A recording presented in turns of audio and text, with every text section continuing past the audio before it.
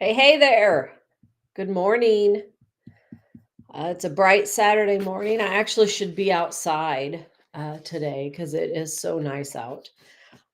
We need to enjoy these nice days for sure. So, welcome, folks. If you're joining me today, I appreciate it very much. I'm Angel.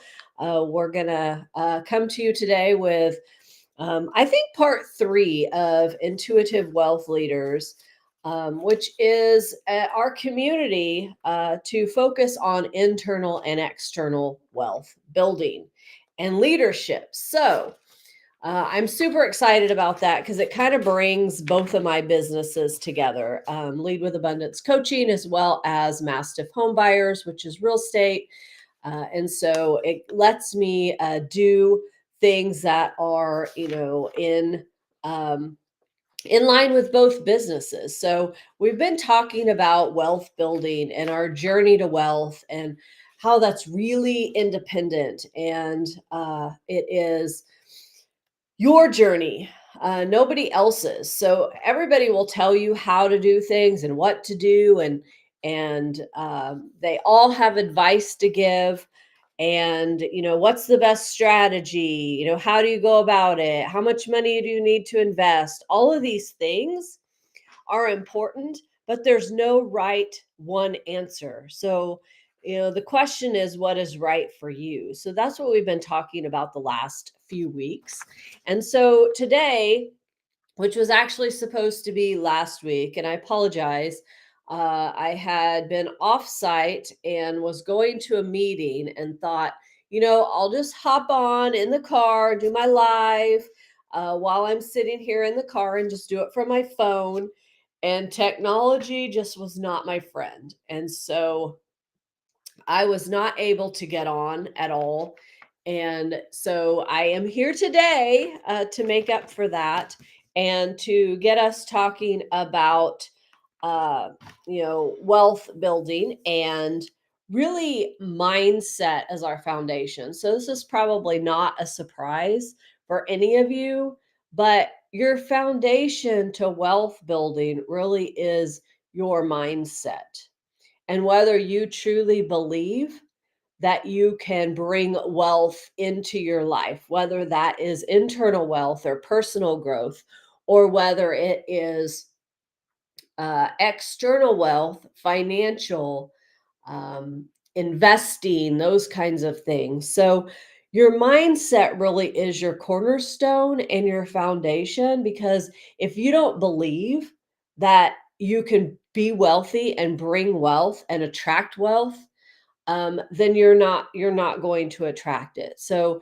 we know that everybody says, and they're probably right, we attract what we think. So if you think it, you're going to attract it. And so always try to think positive and try to think about the things that you want and actually see yourself in those positions. So, one of the things that I do is my morning affirmation is always I am wealthy.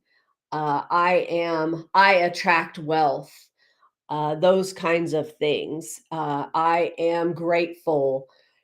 And though with those morning affirmations, I also will take some of them and turn them into passwords. So I'm typing them all the time when I am getting into. I mean, we know we need a million passwords to get into all of our stuff. So why not? Why not use our affirmations so that we're typing them in all the time, so that folks can, or you can kind of resonate with that each time you have to log into Google or log into your CRM or log into whatever it is that you're logging into. Um, so back to mindset, having a growth mindset. And that really means, abundance and, not just about you, but being grateful and being, uh, what's the word? Sometimes I lose my words. Being, uh, gosh, uh, we want other people to succeed. So, um, being grateful for other people's successes as well as your own is really important, for your mindset, because if you always see that, oh my gosh, somebody else is succeeding and I'm not, and then that brings you down, that is, that's not good for your mindset. So instead think about, oh, that person is succeeding and I want to be like that, so what am I going to do in order to bring that kind of success to myself? And look at that person, maybe talk to that person. What did you do to be successful in this? What tips can you give me? So most people are excited to talk about their successes, and so you can really learn from them. So rather than disliking them or getting upset about their success, take a moment to congratulate them and ask some questions. Curiosity is a really huge, great way to learn. Be curious about things, and always ask lots of questions, even if you don't, even if it's something that you don't necessarily know anything about. Curiosity questions are the way to kind of open the door. Because sometimes I'm like, I don't know what to ask because I don't really know anything about this. But think of some curiosity questions around, say it's, I mean, I'm going to use a blunt kind of thing, boring in my opinion, but taxes. I don't really know a ton about taxes, but if I was with a tax person and I really wanted to ask a question, ask a curiosity question. Um, I'm curious to know, what would be a good strategy for me to use in real estate investing. So just start with that. It's not really that hard. We kind of make it hard, and that starts with our minds. In our minds, our mindset sometimes makes it difficult for us to be successful. So, believe in yourself, believe in your ability to do the things that you need to do to find your joy and your success. That's really important. You have to believe. Even if you have naysayers and other people saying, nope, that doesn't work. Nope, I don't like that. Nope, you're dumb. You shouldn't do that. Just block them out. Just block them out. The hear no evil, see no evil, speak no evil, see the monkeys. Block them out. Don't listen to them. Focus. Now, I'm not saying never listen to anyone and always just plow forward your own little way, because sometimes that gets you into trouble, because sometimes we heed good advice. So if somebody gives you feedback, assimilate that in a way that you can use it. Because constructive feedback is great. We really all need it. Most of us just don't like to get feedback, and we don't like to be told that what we're doing is wrong or that we need to do it different or any of that. But constructive feedback is really a good thing. So try that. Um, so focus on attracting what you want. So think about in your mind what it is that you want and vision it. So I talk about visioning all the time, vision boards and doing vision and goal setting. And so envision what it is that you really, really want and see it very clearly. And that is how you start to attract what it is that you want, because the concept of the law of attraction really is uh, profound, I think, and it really works. Now, does that mean that everything's a miracle? And um, if you think about, I want to have a big Chevy truck, delivered to my driveway, that that's going to happen. No, it's not that simplistic. However, if you want that truck, thinking about it and visualizing it and um, telling yourself that you want that truck and how you're going to go about getting it is a different thing. So um, you just have to visualize and don't be afraid to go big. Visualize things that maybe your own mind is telling you aren't reachable. Still go there.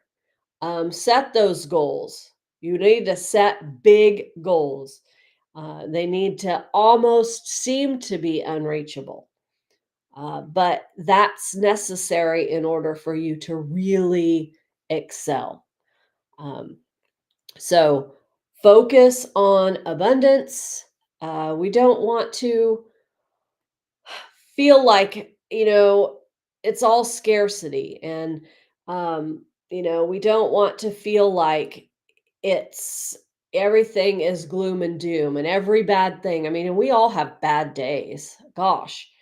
Um, I mean, I can't even start to tell you about my bad days, but in those bad days, you need to find the good. So, you ever seen, well, think about this. I think I'm going to think of a cartoon. I use cartoons a lot because I like cartoons actually, because they really have great messages. So, in the Lion King cartoon, um, they show how the fire had taken all of the jungle and had really burned it down. And everything was black and ashes. But then there was a scene where there was, little sprouts of green coming out of the black soot.